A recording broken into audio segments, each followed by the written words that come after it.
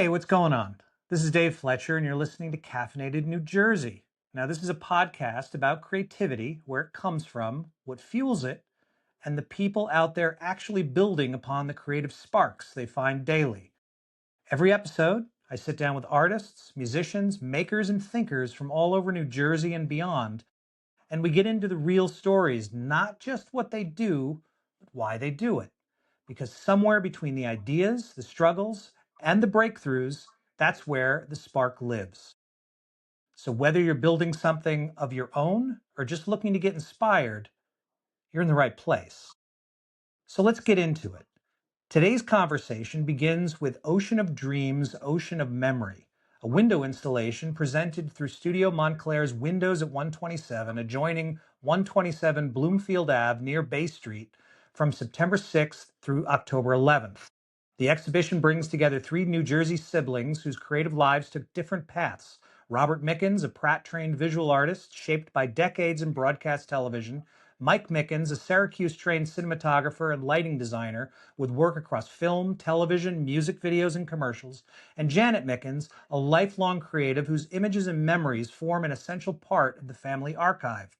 Today and together, their work becomes a family portrait shaped by memory, dreams, and their mother, who encouraged her children to trust their instincts. We'll begin with the lives they shared, then follow Robert's path through drawing, television, and the art he makes today. Janet, Mike, and Robert, welcome to Caffeinated New Jersey. Hi. Hello. Thanks for having us. Cool. Well, thanks for being here. Before we talk about the exhibition, I want you to kind of draw from your memories and take us into the Mickens house when you were little. Like if we walked in there while the three of you were making something, what would we have seen? Robert, you first. Okay, that's a great question because, first of all, I'm with my two favorite collaborators and critics. So, going back into our times when we were growing up in Clifton, we lived in the Lakeview section, and let's just say we didn't have a formal art place. It was not like, oh, we're going to sit here and make something over here. We kind of always did. It was sort of the language that we spoke. We had our mother was the person that gave us that language. We would always draw. And funny thing that my dad, our dad, was in transportation. Back then, there was a thing called the FCC. Not the FCC.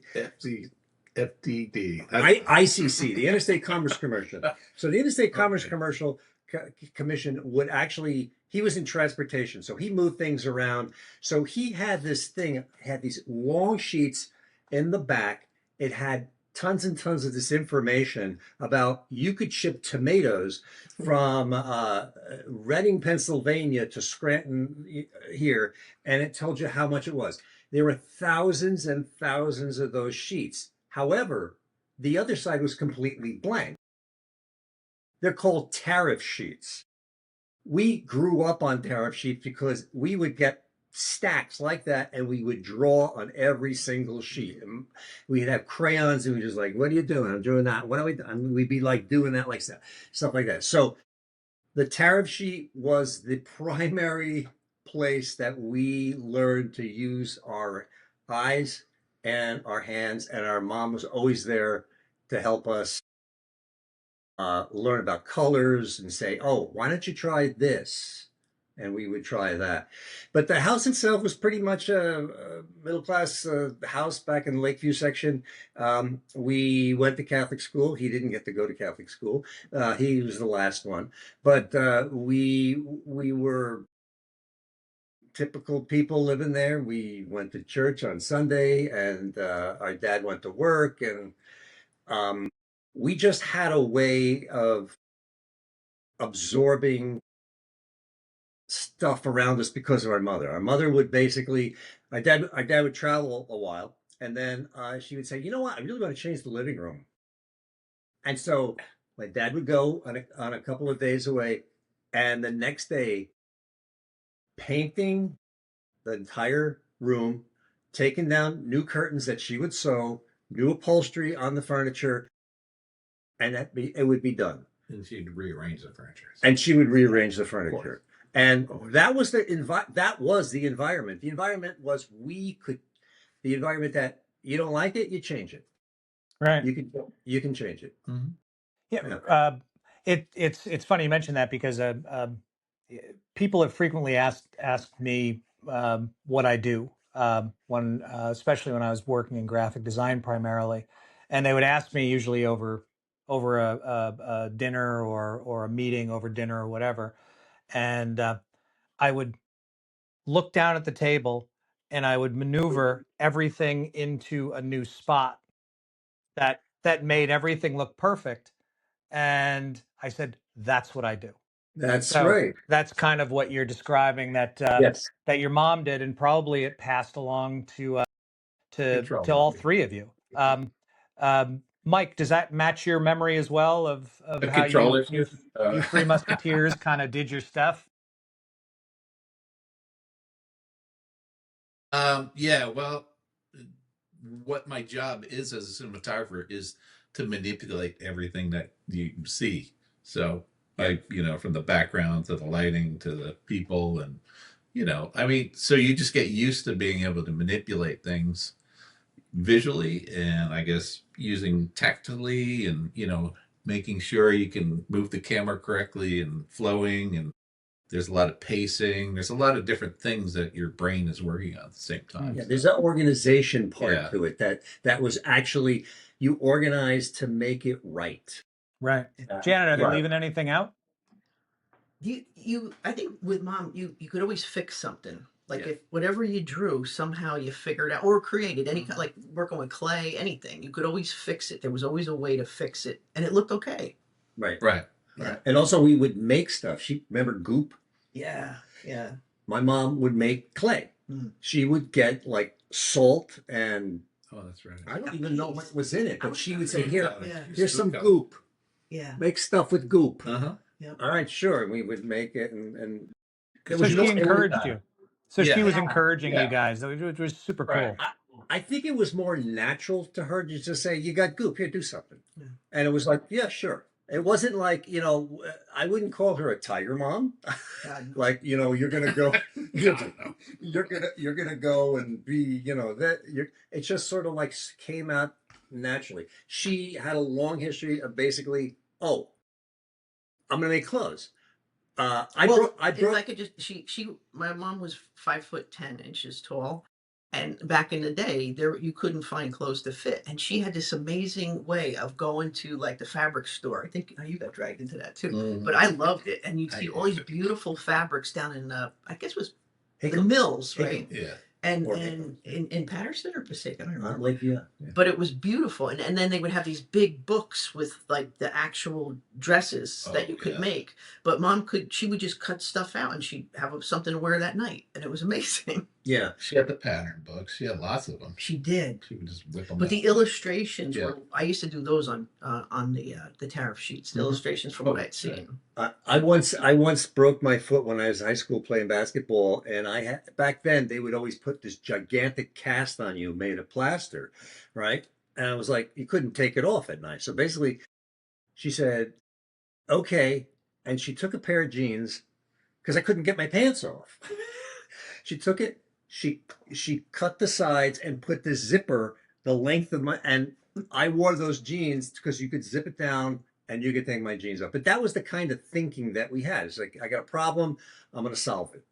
Okay, I like that. So the show or the installation is called Ocean of Dreams, Ocean of Memory, right? Is that correct? So Correct. What does that mean? Like, what does that mean to the three of you? So what it means to me, and the thing is, here's the thing. I started. Is it your turn to talk? No, go ahead. Okay. Run with it. Good. All right. Give each other space. So I got these two guys involved because, so let's just say all three of us are on the other side of 60 right now. So we've had a life, and in the meantime, we've also created a lot of images, especially Mike and I. We are in the business of making images. And Jan's been making images. I got great letters from her and everything. But the amount of images, the pile of images, it's like the language that we've had is an ocean. Okay. That's what kind of inspired me to think, okay, this is before I asked them, but as I thought about this and I looked at all of the thousands and thousands of images, animations, drawings, doodles, uh, three-dimensional things, all these things, and I said, it's an ocean, and I'm like, then I started looking at all the images that included a trash heap. Yeah, could be either one. That included my family, because I find that my family was very much in all of my photographs that I've taken, and I was inspired by that. And I said, I need these two guys. I need them because they have the same thing. They have created all these things. And I found that the image itself became less because there were so many. And the whole idea is the way that we're conscious in our mind is that we have this mountain and ocean of dreams, a mountain and ocean of memories made from images, because that's what we do. We're all making images. So that's where it started. When you put, because you Thank you. collaborated on putting all these images together, when you first put all the work side by side that you had curated, was there what sort of family kind of resemblance appeared that you maybe hadn't Flowers. seen before? Well, Flowers. that's true. Yeah, that's true. And actually, we're still working on this because it's going to be sort of like I'm doing my thing, she's doing her thing, he's doing his thing, and we are finding connections with our mother all the time. All the time. Mike's a cinematographer. He has a mountain of close-ups done in the way that my mom would do portraits, for instance, which she did a lot of portraits. Jan, those chairs that she did, I think, are amazing. Those flowers, that's my mom. That's my mom, and for me, it was always about, I've always been able to organize in a certain way that was non-linear. And I think that's what I got from my mom. It was sort of like, I don't have a particular way to do this, but I know I'm going to trust the way that as I move forward, it's going to fit together, just like the new living room. I guess trusting your gut is just the thing that we got from our mother. So, making ugly things that are ugly, like making them look better. That's why I do the chairs. Yeah. Talk about the chairs. Like the chairs. Why did see take some? Basically, you pull those out of the trash heap. Yeah, it was sitting in my basement for a long time. It was a really ugly chair, and I wanted to make it look better. And you eat those folding chairs. Remember, I did those too, and they looked kind of like Mom's quilts. They did. They did. Yeah. Well, our materials that we used were always low. They were low budget. Yeah. They were kind of cheap. Like those little tariff sheets were basically throwaways. If you remember the coffee cups that I put up in your coffee shop, all those coffee cups, they're garbage.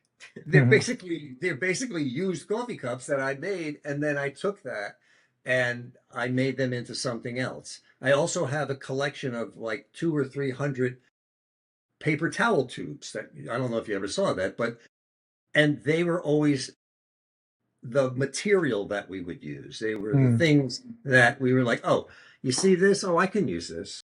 She would always say to us, oh, I can use this. I can use that. And so that was really kind of, yeah. No. Okay.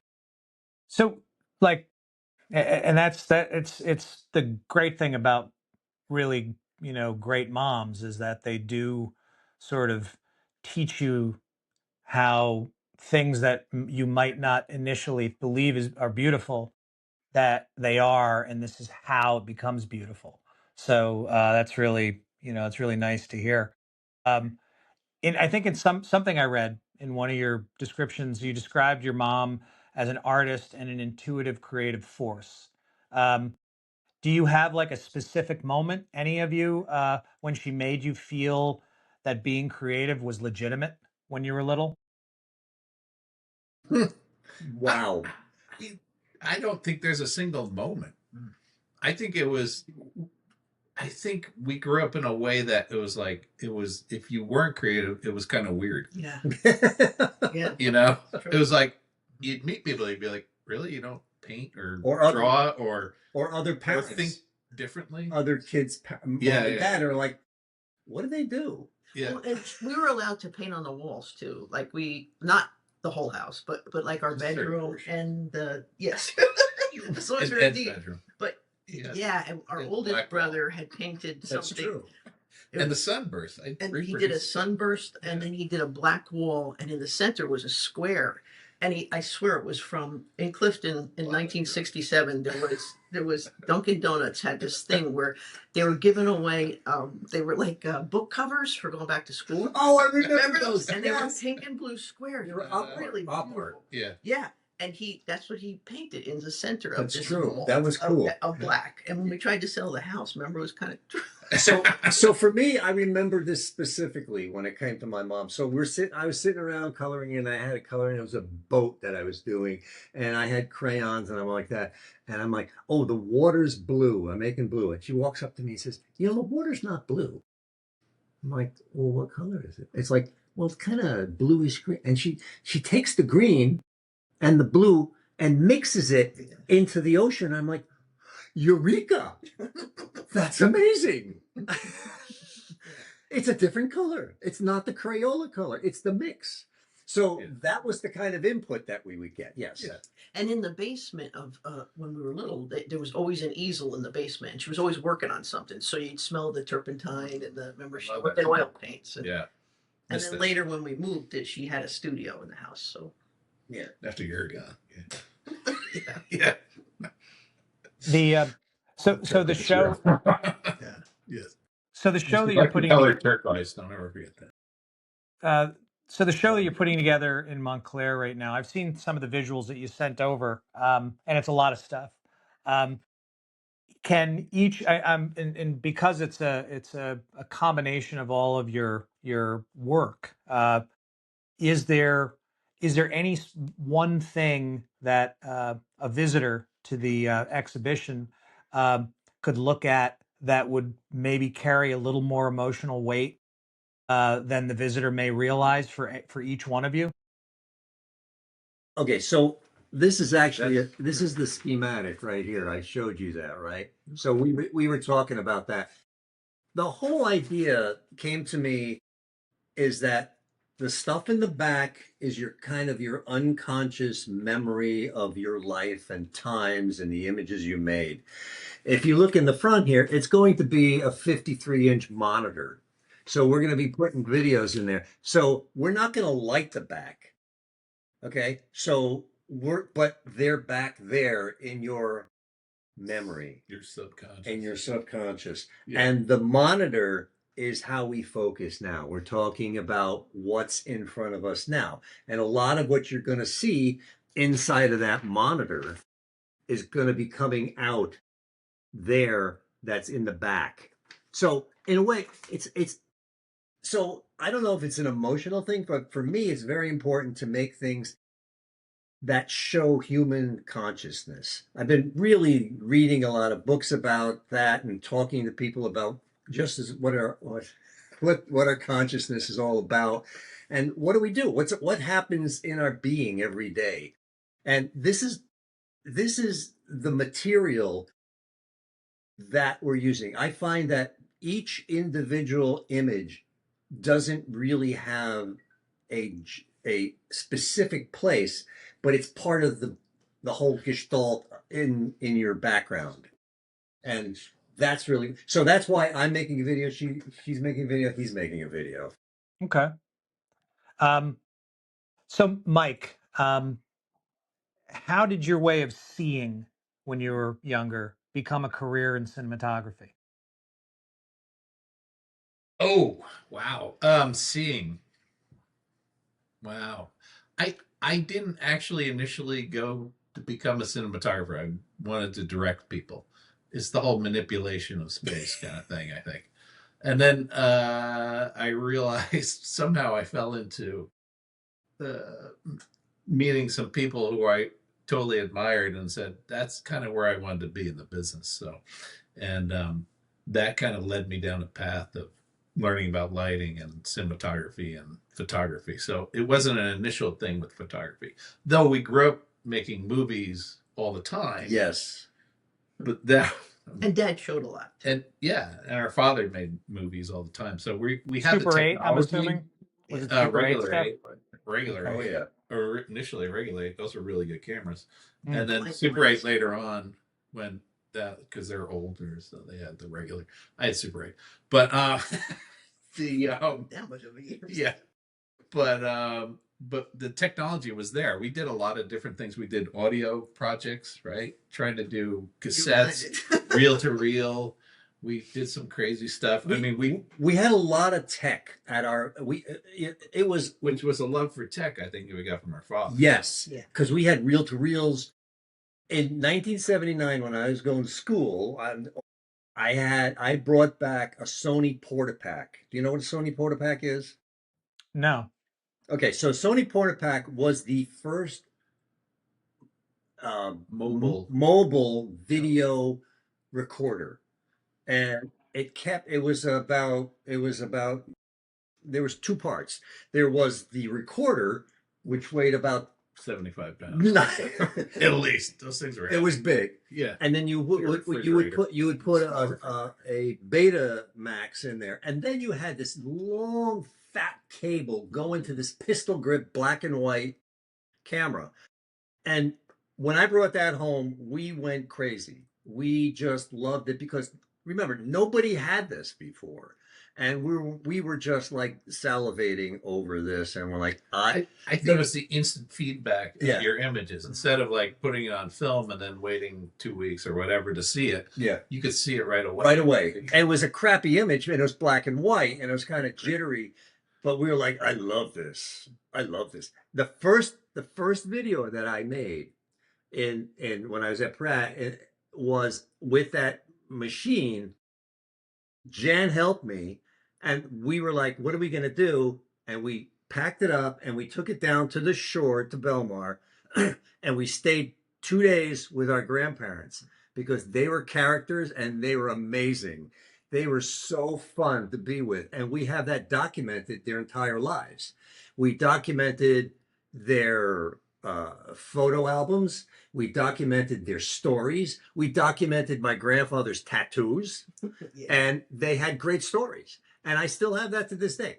The camera work was not so great because I was just learning, but that was really inspiring to me and to all. That was what we loved. We loved that. It's like, we're going to go down there. We're going to talk to our grandparents down there because I know they got good stories. And we got some great stories. We still have that today. It's a great thing to have.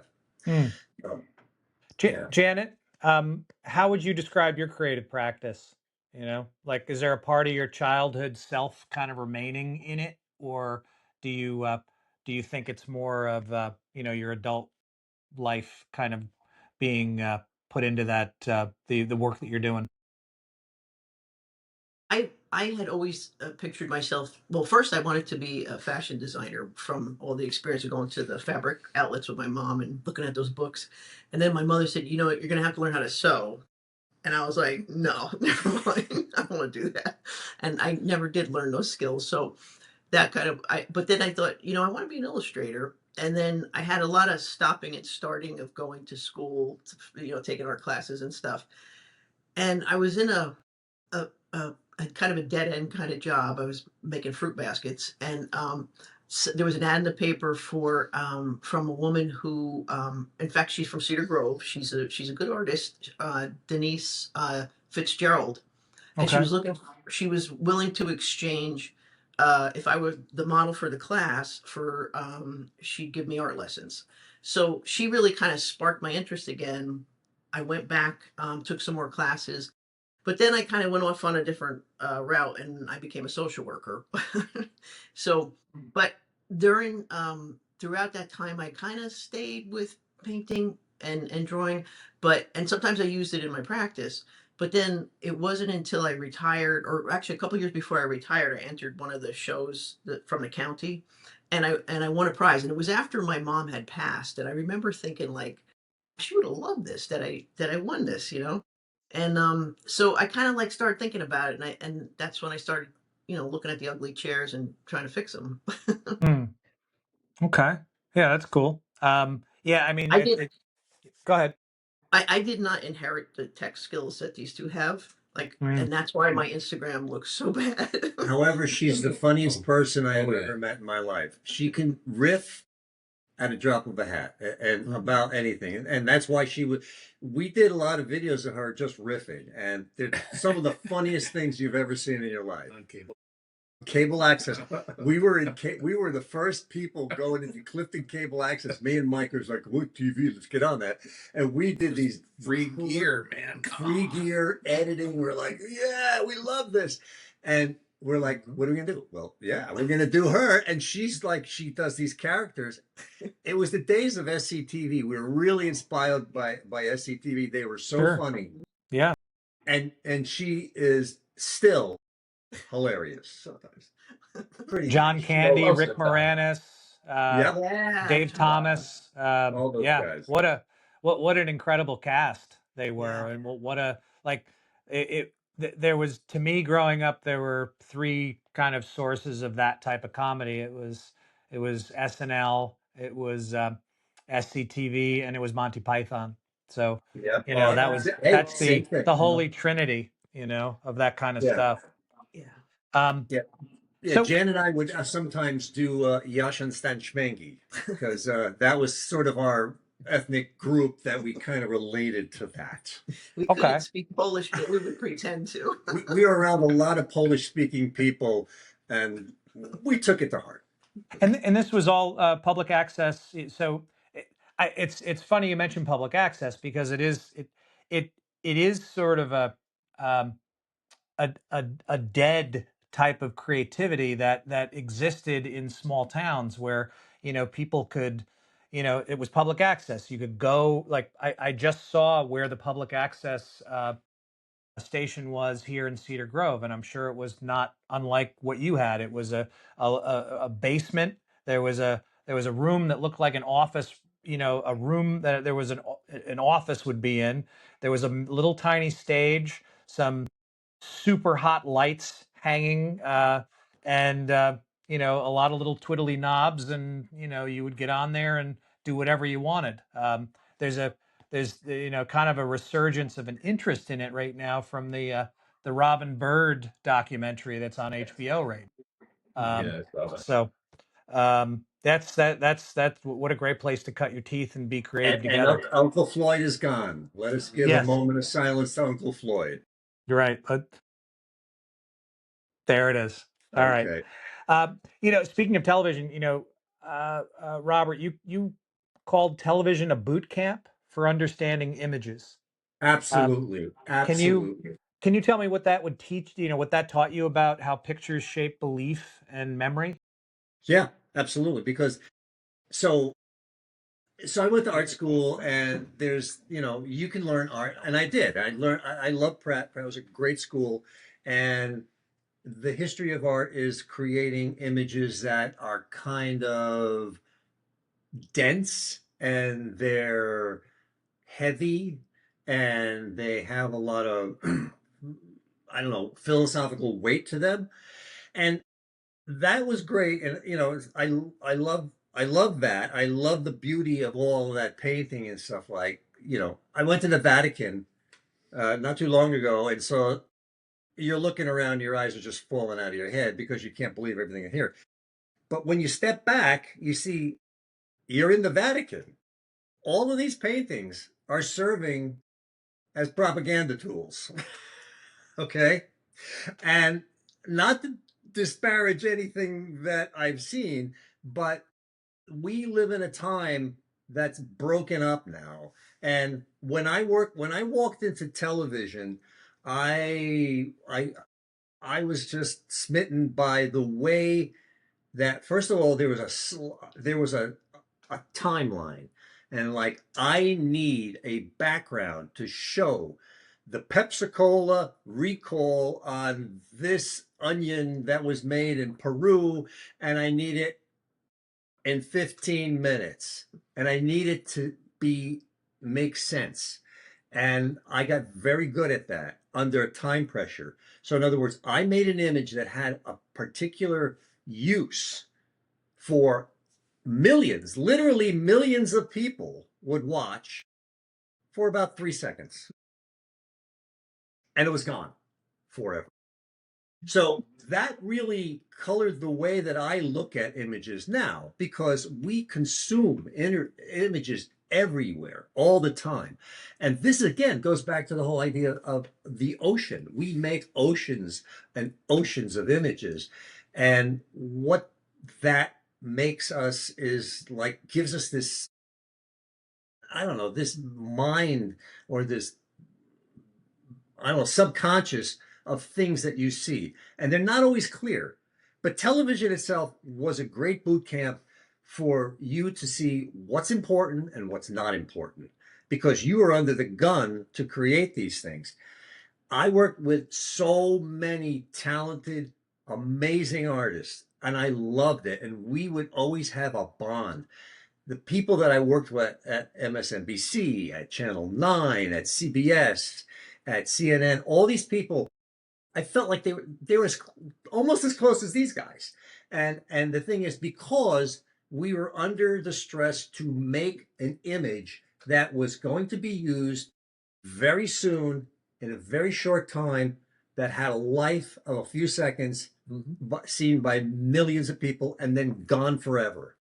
So that was a boot camp of basically getting your visual chops.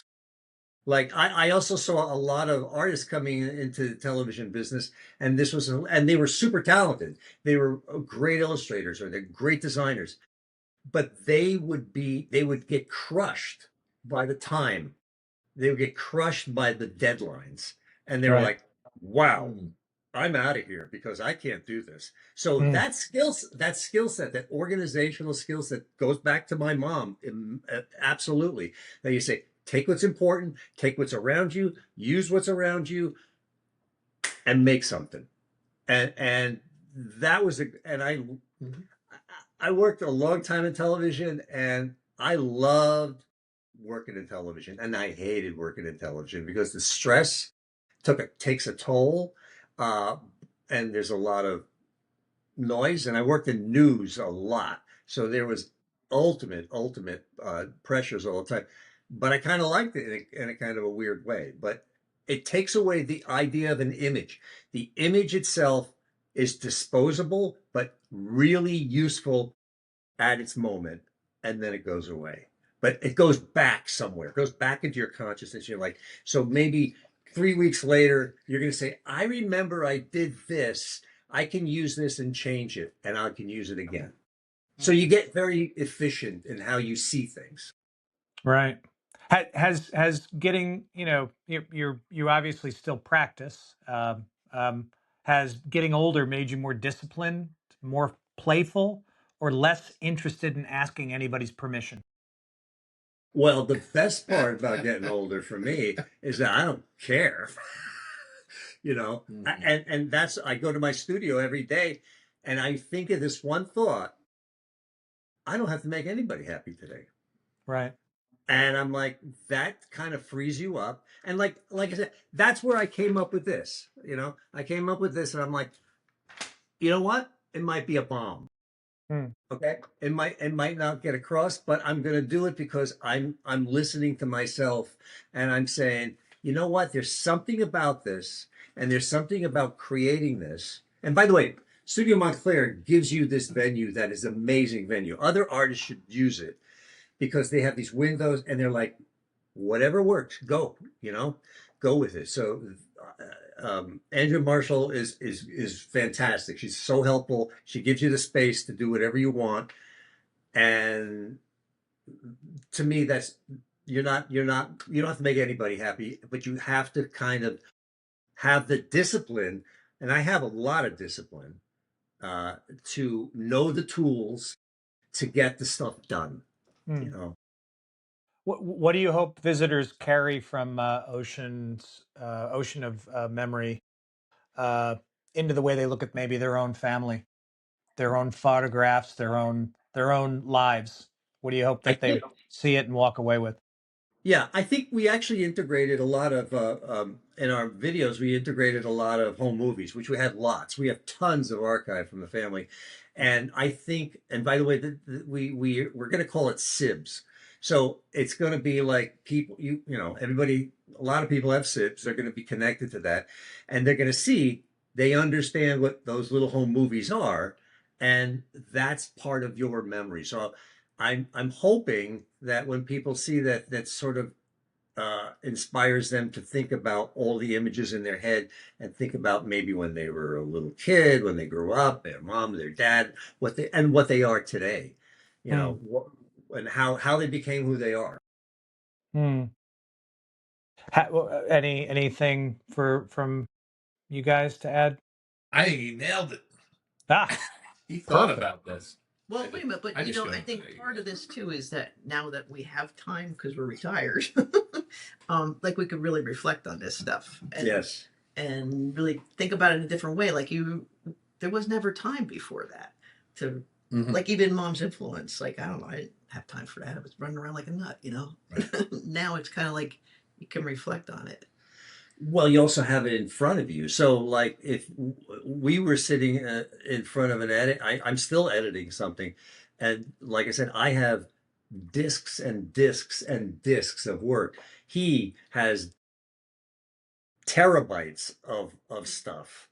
And then we're actually, and it's in a way, it's sort of a retrospect for ourselves, you know? And and that's what I think, that's what I kind of really, that the process for this has never been linear. It's from the very start, I had this germ of an idea to use many images, and I'm like, this is the paint, this is the drawing, and they're full thought out images that already, but they're just a little piece that makes the whole, that makes Hmm. the consciousness, Mosaic. the collage or mosaic. And actually Jan ended up calling it, and she said, well, this will be like a collage. I'm like, yes, it's a collage of work that's been done over decades. So and so you mentioned the collage, but the video monitor that's sort of in the middle of this piece, it sort of narrows the larger field to like one image and one thought at a time. Uh, what do you hope viewers experience in that shift? Right. It's almost like a filter. It's just like there's the background, foreground. It's the basic art principle of background and foreground. But Hmm. foreground, because I can't not move anymore. Everything has to move now because I've been Hmm. in television for too long Hmm. that everything's got to move. Everything's got to move. Right. Yeah, I sent him a still of my cat, and all of a sudden the cat's animated. I'm like, what? So yeah, and that's another thing. And we've always been connected. I've been using, and I know sometimes some artists think AI is sort of cheating. And I don't, the more I work with it, the more I see the creative possibilities of using AI. So she did this she did this great box, what'd you call it? Box collage? Yeah. The broken. Oh, broken. Right. Broken. It was a box, and it'll be in this. So the actual box collage is going to be on the wall. And I looked at it and I said, broken, huh? Let's see. And so I put the prompts into AI, and let me tell you, it broke, and it animated, and it added this other part to it that like brings it to life. The other thing is the other thing that I found with AI also, and they'll see this, is that I kind of brought my mother back to life. Yeah, that was something. That's creepy.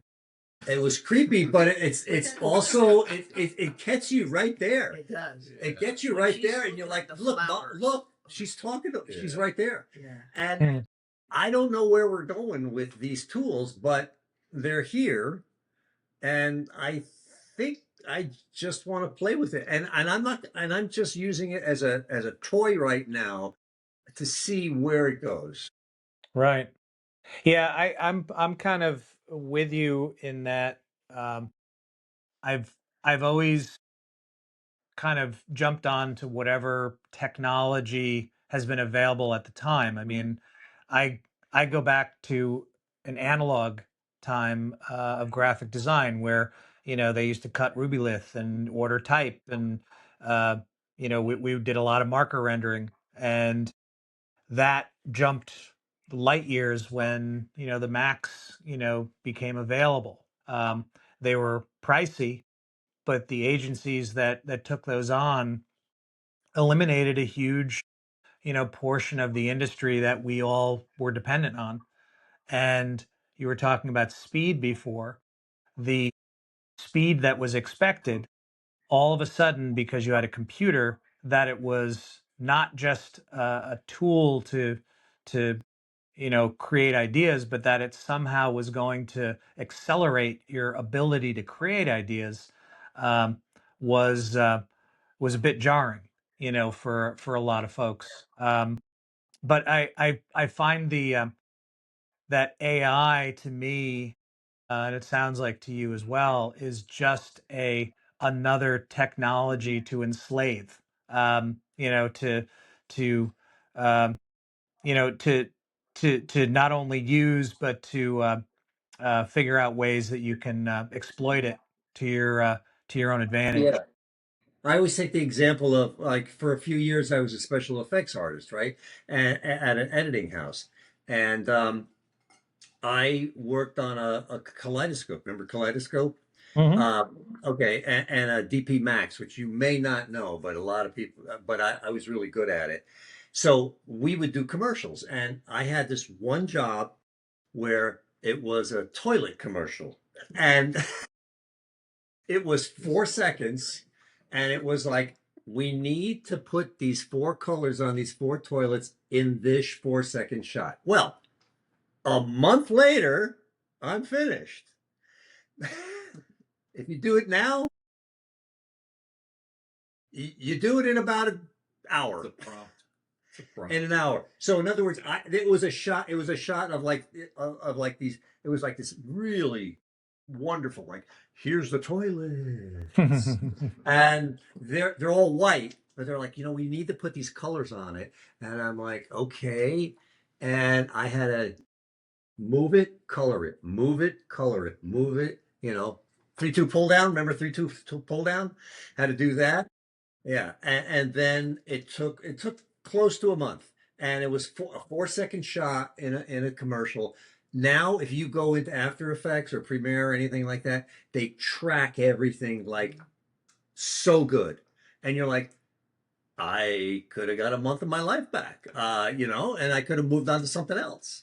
So you're kind of playing with that idea of, like, how do I But use? don't you think the the suffering of going through that has led to your artwork now, Bob? So this guy loves to make fun of me because the first time that he actually, because It's true. it's true, it's true. According to him, like, I would be a graphic artist, and I always sit in a dark room, and it'd be like, I would just get locked into a screen. And this guy was always like shooting cameras. He's out with, his trucks, he's moving, I'm outside. And when he finally saw what I was doing, he said, I can't do this. I got to go outside. Okay. And I'm like, what are you talking about, man? And I I put that graphic in the piece. Right. I put the graphic in the piece. Yeah. So the suffering, I did a lot of suffering, but I kind of got into it. And that was kind of, I mean, you did the same thing, right? I mean, doing marker renders, give me, oh, wow. Marker That's the renders. process, but no one knows that now. Well, that's true. How do you teach that nowadays when you could just do it instantly? I don't know. There's a lot of stuff that's missing now. I don't know. I really don't know anymore because it's just like. But in the old days, you had to make your own paints. You'd have to grind. Yeah. You'd find the rocks, and you'd have to grind your paints and make your chalk. I mean, so you go to a store now and you buy it. You buy it. You like. There's all these artists who like. You don't even You don't know how to Color make blue. You don't. What the hell? You don't You know how know? to make blue. So Yeah, now AI is just that. You know, I mean, it's the technology is story. always an interesting. I followed technology my entire career. I got when I left art school, I was lucky enough to find what they call computer graphics, which was this really slow computer, and I would do I've you got know, two and you pieces. do all the kind of paintings. It was took forever, but I was lucky to get into that, and I would follow, and then the next thing was Paintbox. I don't know. You ever use Paintbox, Dave? Yeah, I believe. Yeah, I mean, I only go back as far as I remember programs like that, and I remember also programming with my father on a Commodore 64. Yeah. There were magazines where you could basically sit there for an afternoon and plug in all of the either machine code or the what basic, I guess it was. You'd sit there and program drawing programs and things like you're talking about, but also very low level, Castle Wolfenstein and whatever, creepy monster games that you could sit there. But there was a reward for the time, and you jump ahead to now, and you could essentially, while we were having this conversation today, I could have had ChatGPT build a game exactly like that, just with a few prompts. So it sort of shows how far we've come. The one thing, though, and I think you'd all agree, and I'm curious, kind of your thoughts on it. Um, the the one profession that really AI can't replace yet, I don't know if it ever will, is the ability to tell stories, and that's what you are all doing right now with the exhibition that you've got. You're storytellers, and you're telling a very compelling story of your background and your lives and your mom and your family. So that's the one thing that AI can be used as a tool in, part of assembling all of that stuff. And how amazing it is to have your mother alive again in a video, or to be able to use that technology to create something that you may have only envisioned, but certainly didn't want to pay a you know a, a retoucher to do, or even a film studio to come in and develop a $100,000 animation of something. So yeah, it's the concept or the ability to tell stories. I'm sorry, I wanted to ask kind of a question that's a little bit off topic, but it's something that's just of interest to me. Mike, it said in your bio that you worked with Saul Bass. Yeah, I did. I did. Jesus, that was the opening to A River Runs Through It. Wow, And how was that? it was pretty much an amazing experience to see, to actually, it was about 3 days to light one shot that we were doing, and to sit there and kind of hang out with the guy and talk with the guy and just be around the person. And I was the gaffer on that at the time, and just I would put in small microscopic mirrors behind things and have a light hit and show a small reflection that the director of photography wouldn't even see that I'd done. But he could walk in the room, after an hour and come in and say, "Oh, I love what you did over here with the thing." And it was just like his eye was so trained. It was just kind of like kind of cool. Was It there was kind of a anything? legend. His What wife's also amazing too, so kept Was him there going. anything that you learned from him that was that kind of stuck with you that you've used that would be, of interest to anyone who's listening? From Saul Bass, well, it's only a few days I worked with him, so uh, God, and so long ago, Jesus, 30 years ago, 30. Um, no, yeah, sure, just train your eye. Okay. I mean, the ability to see someone who could see things that no one else can see. Even people who are supposed to see things, he could see it. Yeah. And he can change things. That's pretty amazing. So, yeah, just be attentive. Notice the differences in things.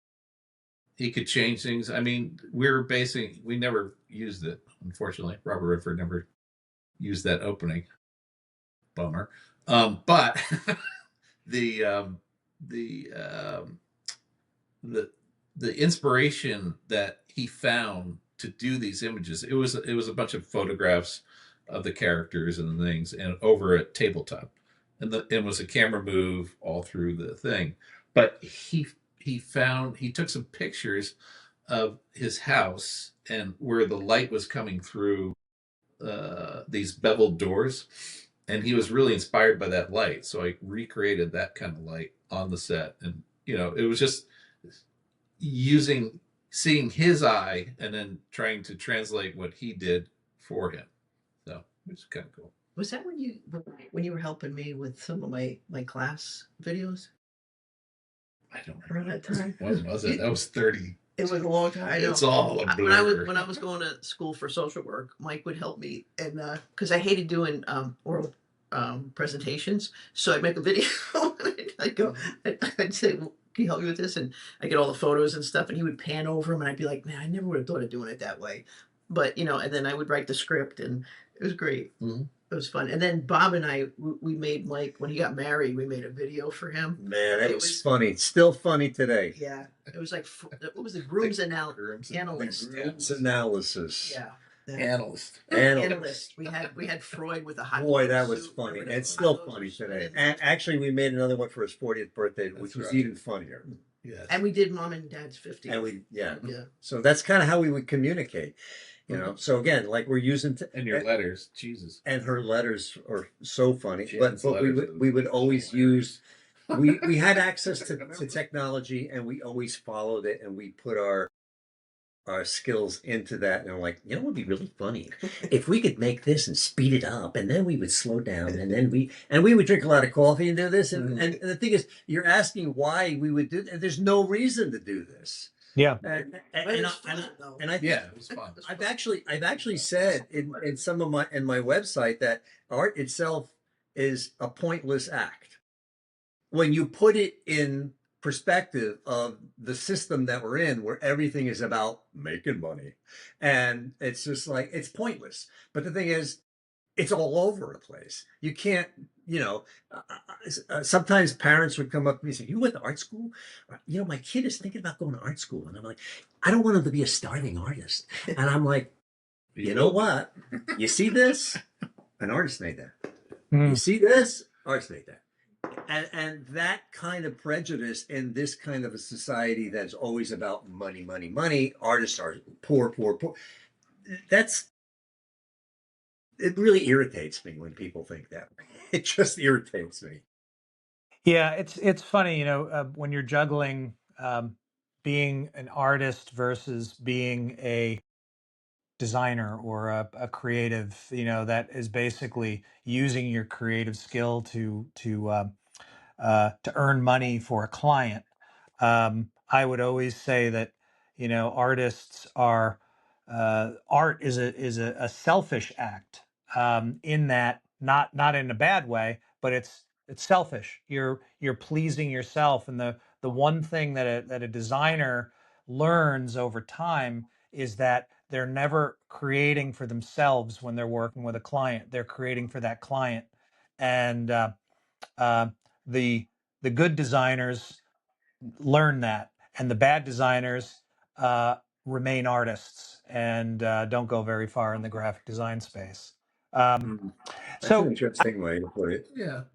I want to kind of start to wrap everything up, because I really appreciate your time, but we want to make sure that people listen to this. And if we go for 2 hours, people are going to be like that. So that's I'm not going to listen to it. Right. I mean, you're look, going to it's listen a to podcast. this as soon as it goes up. You know this. This is a podcast. You know what? You might have 1 million listeners, or you might have your pet canary.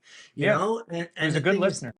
that's the kind of space that we're in right now, that we have. Look, I got the ability. You're talking to me. You're on Cedar Grove. We're sitting here, and we're going to record. This is going to be on the internet. Remember how big the internet was? Everything's on the internet now. It's like, yeah, I've heard of this. the pet canaries on the internet too.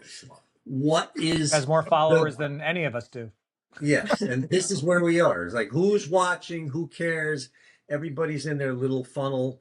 So I don't know. So what are you going to say? How are we going to? Let's start with Janet. Let's start with Janet. And if each of you could place one memory into the ocean and preserve it, what would it be? He does all these deep questions. I know. I wasn't prepared for that one. Come on, throw it in the ocean, will you? Throw it in the ocean. When I think of the ocean too, I also associate it with Belmar. Yes, my mother's parents had a house there. And that's a good point. A lot of summers there. That's a good point. That's why the ocean's so important in that, because, like I said, our grandparents, they lived in Belmar, 2 blocks from the ocean. And the ocean in the Jersey Shore was very important to us growing up. Well, my grandparents, I was really close to my grandfather. Yes. Yeah. Yeah. Would you throw him in? He was. They got me. They understood me. My grandparents, so they more than my parents. Oh, yeah. And they just, I think, yeah. So the memory of but thinking of when you shot that picture of Mom in the wheelchair in front of the ocean, she had done an earlier painting of, and it was one of her earlier works. I have it in my bedroom actually, and it's just a scene of the ocean. And you could see she was still starting, she was still learning. She hadn't taken a lot of courses yet and stuff. And, but some of the clouds are so beautiful, and the way the light hits the water is so beautiful. And I think when you shot her in the wheelchair looking out to that, I just made that association of, I don't know, I guess, but a memory, I don't know, just there's something with the ocean and part of us, I think. Yes. Yeah. Mike, how about you? Jesus. Come on, you had a minute to think about it. I would throw nothing in the ocean because it would be polluting. Okay. And we grew up on the Jersey Shore, and we know what pollution looks like. Pollution is. Yeah, for sure. Yeah. So for me, again, I think what Jan says means a lot. The idea, first of all, if I grew up in Nebraska, the ocean wouldn't mean much to me, but we didn't. We grew up here. The shore was the place that you could be somebody else, and you could sort of feel expansive. And it was always there. There's a long history there. My grandparents lived there. My mom lived there during the war. There's a great story. My mom she went to Asbury during the war to the convention hall. What's that called? Convention center. Yeah, and she would dance with the soldiers during the war because that's what they did at the USO. Mm-hmm. So a lot of the ocean, a lot of that feeling, and also we actually have a big interest in our family roots. They do a lot of research into that. And recently I've just been to South Dakota and found the old homestead. So we feel connected to the ocean in that it's part of our family. And it's also a metaphor for the expansiveness of your consciousness and your life and your experience and just being alive. Well, we didn't know too when my grandparents I moved from the Bronx to New Jersey. They moved because my grandfather got a job at Fort Monmouth. So it's now Netflix. Yeah, it's just Netflix. That's true. That's right. It's going to be Netflix. My grandmother died not knowing that. I found some history where her people came here in the 1700s, and she in Burlington County, but she didn't know that. She thought, because she was born in South Dakota. Mm-hmm. So the ocean is real, but it's also metaphorical for me, and that's why I use the word ocean, because there's just so much of it, and it's so overpoweringly present. But what are you going to throw in the ocean? I'm going to throw. What are you going to throw in? Throw you in the ocean. All right. Robert, Mike, Janet, the Mickens family. Tell the listeners one more time when they can see the show, Ocean of Memory, Ocean of Dreams, and how long it's going to be up. Tell us all about it one last time. So, yeah, so on September 6th, which is a Sunday, I'm gonna wrangle all of my groupies here, and we're gonna put that in. Like I said, I don't know exactly what it's gonna look like, but we're going to bring our materials there, including a big monitor and a lot of artwork that we printed out, and we're gonna actually make that a thing. We're going to put it in and we're going to have an organic way to make that happen. That'll be on September 6th in the morning on a Sunday. Come down and watch us. And people can come and watch this all unfurl, right? I hope so. Watch I the hope so. chaos. Actually, that would be kind of fun. I mean, I'm bringing, so they're coming. I think my son is coming with his wife, and Oh, good. Eddie's coming. Your husband's coming. We're all, it's gonna. I think that when we were at your place putting my coffee cups up, you saw that I had an entourage, and we all kind of like work together. I love that. I think that's part of the process, and what we're gonna do is still yet to be seen. Thanks again for coming on. I really appreciate you joining us here on Caffeinated New Jersey. All right. Thanks for having us, Dave.